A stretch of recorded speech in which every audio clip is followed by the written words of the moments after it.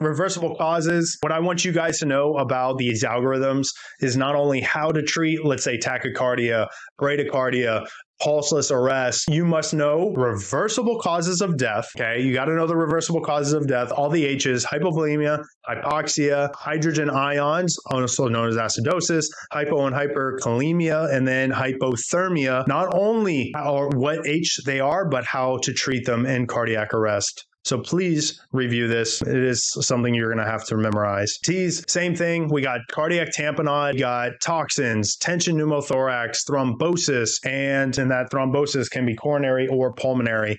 The one thing that I want to talk about real quick, just because we are talking pathophys on cardiology, is tamponade. Okay, talking about tamponade, we know just from looking up here, we got a treatment of pericardial synthesis. Now, most EMS providers, this is like extremely invasive. It's a huge needle that goes underneath the patient's sternum, and they push that needle up into the patient's pericardial sac around their heart and pull fluid out of that pericardial sac. You can see why it's super dangerous, but you need to know signs and symptoms of a tamponade. First off, if we're talking about cardiac arrest, the patient's dead. I love this. It's like, oh, the patient has muffled heart tones. Dude, they're dead. You think I'm going to be listening to the heart and I'm going to hear anything? No, the heart's not moving at all. No pulse, no duh.